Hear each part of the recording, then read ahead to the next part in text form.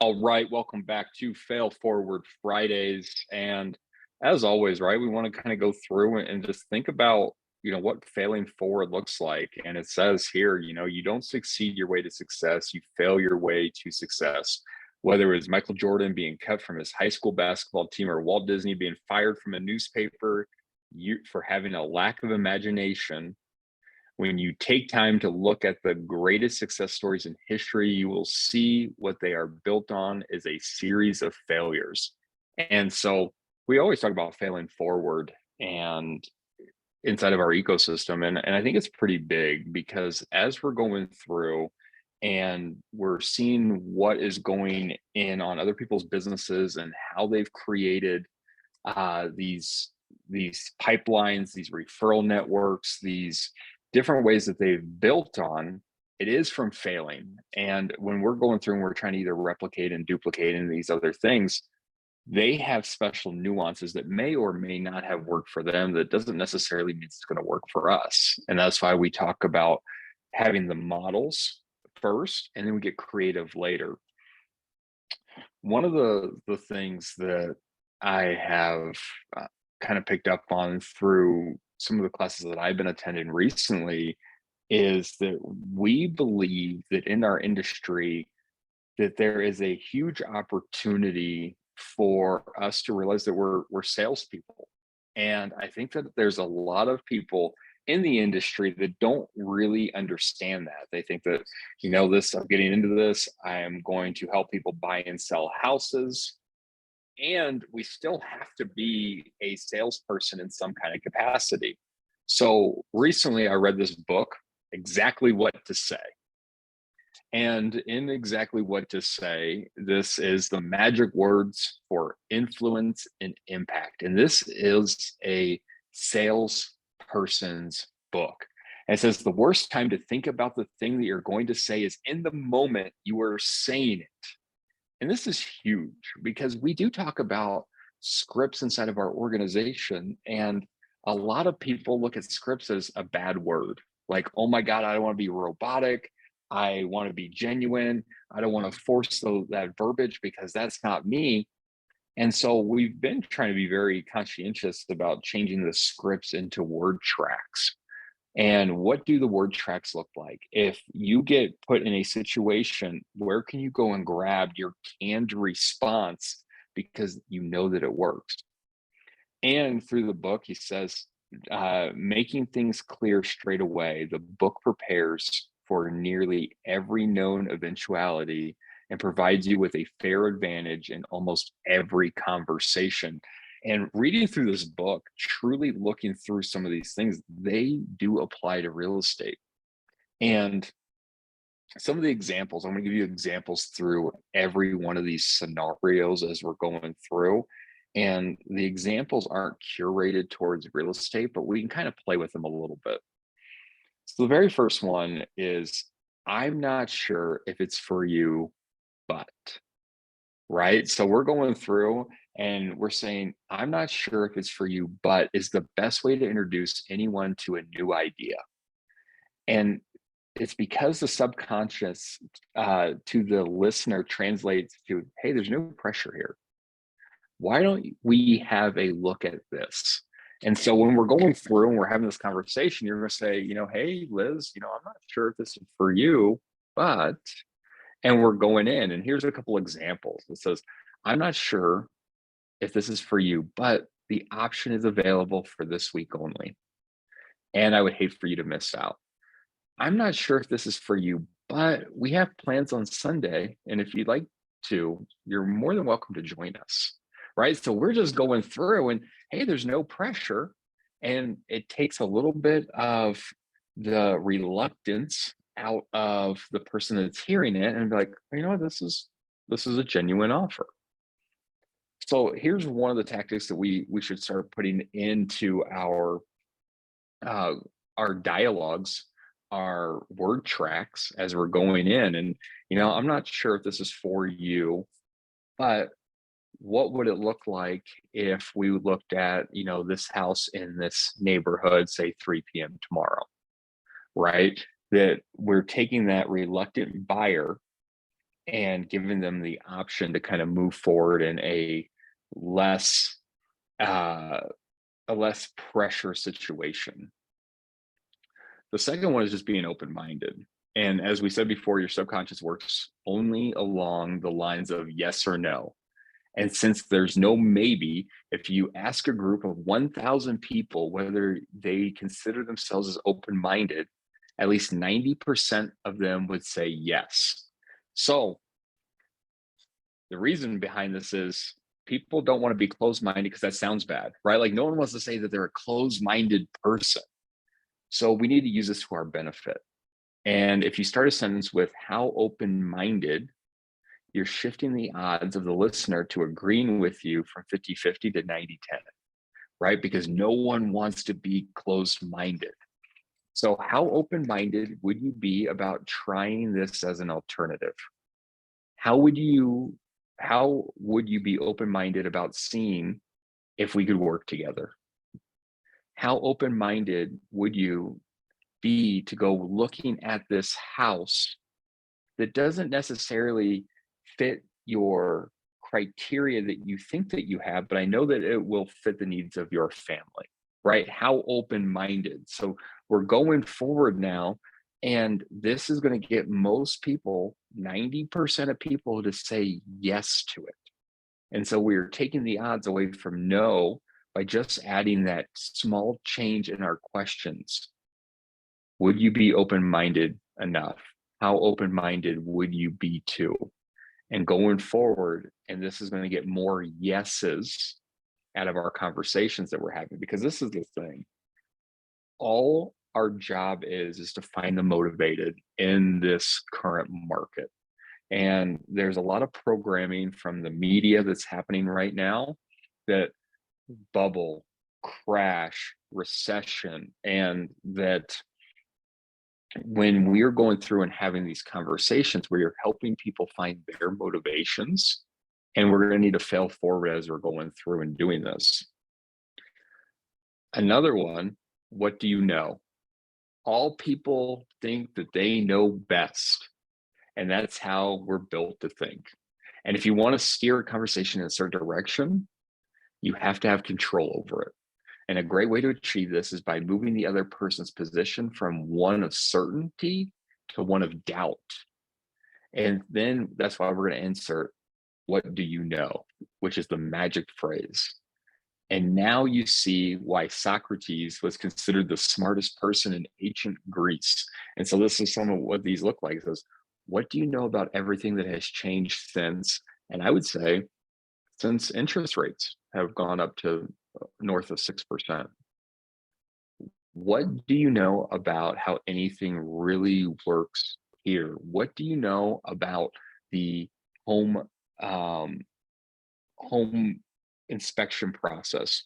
What do you really know about how interest rates work? What do you really know about the different types of loan programs are, right? Like we're going through and we're taking them from a place of knowing. Here's one, like, what do you really know about how much money you need to put down for a down payment? Because there's a big population that still believes that you have to have 20% down. And so we are taking these people from certainty of what they think that they know about the situation, and we're breaking it down to where they're actually like, you know what? I really don't know a whole lot about that. Another piece of the book, right, says, how would you feel? We know for sure that people work a lot harder to avoid potential losses than achieve a potential gain. We see that, right? Like we run away from pain before we are going to run away to something good in our lives. And nothing motivates us more than losing what we already own. To overcome this obstacle, or even better, to use it to your benefit, paint for your listener a future scenario so they can trigger the proper emotions. So, hey, Liz, how would it feel if we missed out on buying this home that fits the criteria for you and your family? How would you feel if this decision led to you being in another rental lease agreement for another 12 months? right? Like we're going through and we're putting this in, and these are people's emotions. Logic makes us think, emotions make us act. And so when we're going through and we're having these conversations, everyone thinks that we are in a positive future, right? That like if I just keep going down this trajectory, everything's going to work out. And when we know what people's motivations are, we need to help them see that where they are today and the path that they're going to is not going to get them to the path that they want to be in, especially with everything that's going on in the news, right? When we're seeing 6% interest rates and all these different things that are why you shouldn't be buying real estate. And what we do know is that more millionaires have been made purchasing real estate than any other form of investment, that we know that we are the gatekeepers to that wealth and that we are wealth advisors. So what are we doing to help people see their motivations to move forward? Another one says, just imagine. For better or for worse, we are storytelling chimpanzees. Consequently, storytelling will always have the power to inspire, influence, and persuade because it creates a pictures in people's minds, and because we're wired to sit back and enjoy the view in situations such as these, right? And when we start thinking about when we were kids, the magic words were once upon a time, right? Like I just picture Star Wars going through my head right now. And the adult version of this is just imagine. Just imagine how things will be 6 months from now once you've moved in to your brand new home. Just imagine the look on your kids' faces when they each have their own bedroom, right? Like these are the different verbiages that we can put in because, again, we're not forcing anyone to go spend $600,000 on a brand new home. These are already their motivations. They've already told us what's important about buying the new home. They've already told us about what's important of selling this home to go move to another state. So we are just helping them realize that the quicker that they're acting on these, the quicker that they are going to get to the place that they want to be in.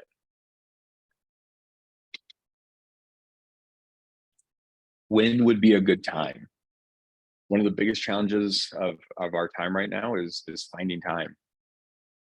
And unless we inspire someone to make room in their life for our ideas, we're never going to be able to sell our idea. And again, when we're thinking about this, our idea is getting them to where they want to be. But there's a lot of negative things going on around them. And we have to keep in mind that real estate is the largest financial decision that most people make in their lifetimes. So a good way to do this is by using the phrase, when would be a good time? This implies that there must be some kind of good time, right? Like, okay, I understand that now, but when? So, when would be a good time for you to take a proper look at this? When would be a good time for you to speak with the lender? When would be a good time for us to go look at this property that I know fits the criteria that you were looking for? When would be a good time to start the pre-approval process, right? These are the different things that we are putting in. We are putting in their driver's seat. Like they're saying when it is, then we're just the gatekeepers from there. You have three options. When it comes to decision making, we are notorious for being fooled by both our emotions and our reasons, right? Again, emotions make us act. Also, we tend to suffer for something called analysis paralysis, right? If we get too many options, like I can tell you this, like every once in a while, my wife and I decide that we're going to have a cheat night and we're like, let's go get some ice cream. And we go find ourselves walking down the ice cream aisle and there is just bays of it, right? Like there is freezer doors filled with ice cream. And we're deciding like, is it going to be Ben and Jerry's? Is it going to be, I don't know what the other brands are because I always feel like I'm getting Ben and Jerry's. They got so many different flavors, right? So then I'm going through and I'm trying to figure out which flavor. Is it going to be some kind of chocolate? Is it going to be vanilla? Am I going to do something with fruit in it? So a good way to control these situations is by offering only 3 options.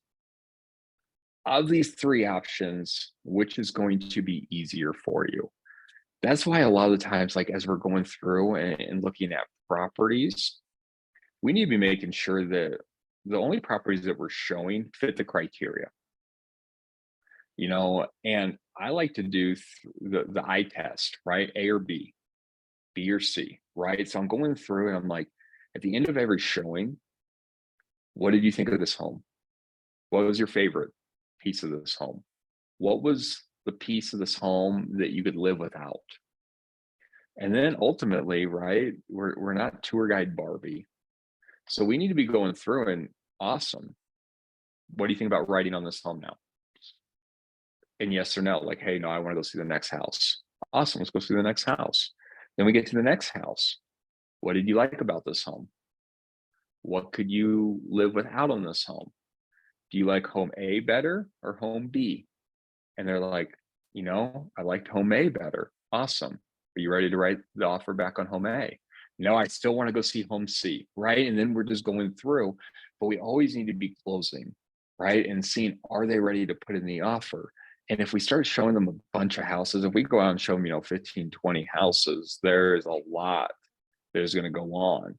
So if we only go down to the 3 homes, or we give them 3 options, right? Would 10 a.m., 12 p.m., or 3 p.m. work better for your schedule, right? Like we're only giving them 3 options. That's what it is. If we say, what works best for you?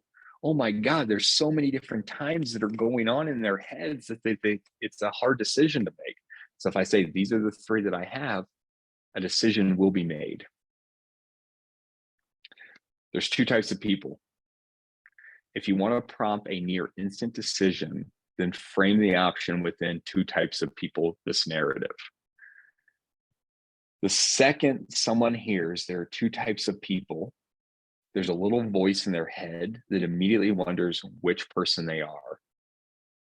And they wait to hear their choices, right? Like they're just like, oh my God, there's only 2 types of people. I fit into one of these. There's 2 types of people in this world. Those who leave their financial success in the hands of their employers, and those who take full responsibility to build their own futures. There's only 2 types of people in this world, Liz. There are those people that rent and that are paying someone else's mortgage, and there's other people that are building equity every day that they own their own home. Which one are you? Right? Like we're just going forward, and they get a pick. Am I this bucket? Or am I this bucket? There is no third bucket of this option. You're only one of 2 different types of people. Are you the person that is going to let interest rates stop them from purchasing their dream home? Or are you the person that is going to purchase this home today and start protecting your financial future? Right? Like that's all we're doing through. Are you this person or are you this person? I bet you're a little bit like me. The reason why you can't convince strangers to do anything, that is because they're strangers and they're programmed not to trust anyone who isn't like them, right? That's why looks like me, sounds like me. This is huge. And so as we're going forward, we need to be making sure that people understand that, you know what? I bet you're a little bit like me. So whenever you want to furnish a closer connection to another person, this is what you say. Hey, I bet you're a little bit like me. You enjoy working hard, knowing that it will pay dividends in the future. I bet you're a little bit like me. You're a busy person who's always juggling to get everything done. Hey, I know you're a little bit like me, and finding time with everything going on in your world is a little bit hard to go look at properties. But how does 5 p.m. tomorrow look? Right? You're a little bit like me. Hey, I know you're a little bit like me, and this process can look a little bit daunting. And what I know is that this is where you're going to be able to create generational wealth for your family by purchasing your house, right? We're putting it out there a little bit more to where you're a little bit like me, and then they can relate, right? Because now we're no longer strangers. We are in the same camp together, and they are going to trust us a little bit more to help guide them. Don't worry. The best way to deal with a high stress scenario, just convince the other person that nothing's out of the order, and at the moment that you have everything under control, right? So don't worry, like I got you here. You need no more than 2 words to do this. The words don't worry. So don't worry. You're bound to be nervous right now. Don't worry. I understand. This is the largest financial decision that most people make in their lifetime. Don't worry. I felt just the way you do right now before I purchased my first home, right? We're going through and we're letting them know, don't worry. And again, you're a little bit like me. People will start to feel better. You're letting them know that, hey, I can empathize and I can sympathize with you. I've either been through this or I know what you're going through because I've helped a lot of people in your same situation go through and navigate these waters of home ownership. Most people, you know what most people are afraid of? Being the outcast. That's why you can get the attention of most people by simply telling them that you need from them is precisely what most people would do. Most people should follow. So what most people do is they give me permission to have my lender reach out to them. What most people do is we put them on a home search, and within the first week, we go preview 3 houses. What most people do in your circumstance would be able to grab this opportunity knowing that there's almost no risk. Like we're going through and we're just letting them know that most people do this. What most people do is they talk it over with the family, and we make the decision within about 2-3 hours so that we can get the best deal possible. What most people do. Here's a big one. And as we're going through and we're thinking about some of these things and some of these conversations, what makes you say that? And it says, sometimes, oftentimes, you'll face not only indecisiveness, but also objections, right? And that's what we do. We have objection handlers. And this is a big objection handler. And I haven't got the time right now. I would, but I don't have the money. I'm pretty sure your idea is great, but I've heard many great ideas. And the worst thing that you can do is argue, right? Like you are not going to be able to change anyone else's opinion in that. So what does it look like if someone says, hey Liz, I would, but I can't afford a house right now? Well, what makes you say that? Hey, I would, but now's not a great time to buy in this market. What makes you say that? Right? Like we're just going through and we're just figuring out because again, logic makes people think, emotion makes people act. And if we know what the roadblocks are that are popping up in their world, we're going to be able to help them navigate around them. We're never going to be able to change someone's mind unless we're going to be able to have a conversation. People don't care about how much you know until you know how much you care. And so we're going through and we're having these conversations, we're rapport building through these conversations, and we're figuring out what their sticking points are. Here's another one. If I can, will you? Sometimes the objection coming from the other side are a list of reasons why the things you want to do is unlikely to happen. You have the power in these situations to remove the barrier by responding with a powerful question. If I can, will you? If I can make time tomorrow from 3 to 4 p.m., will you want to go look at those houses? If I can pick you up and drop you off at your home, then will you be able and be ready by 7 p.m.? If I can match that price, right? Like I think this is an interesting one because I do get phone calls. Hey, Charles, I just spoke to someone and they said they talked to a real estate agent that would do it for this percent, but they're not closing them right then and there at the table. So what does it look like that says, hey, if I can match that commission rate, then would you sign a agency agreement with me today and just lock it down, right? What are we doing? And going forward, if I can, will you? And just getting them to move forward and saying yes, and then just putting the paperwork in front of them, getting them to that property to show the property. One of those different things, letting, if I can hold this home open over the weekend, will you give me the opportunity to, right? And just making forward and pushing everything. In every set of circumstances in which you involve yourself in the decision-making process, you have the power to influence the action of others, right?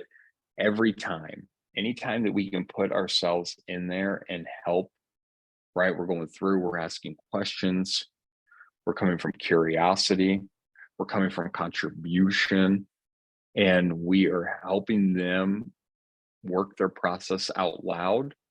We will be able to have the power to influence what their next decision is. And this is the thing, we're not convincing someone on the street that doesn't have the money to go buy a $600,000 house. This is someone that has already made up their mind that they're wanting to do it. We're just making sure that their timeline meets their goals. That is all we're looking to do.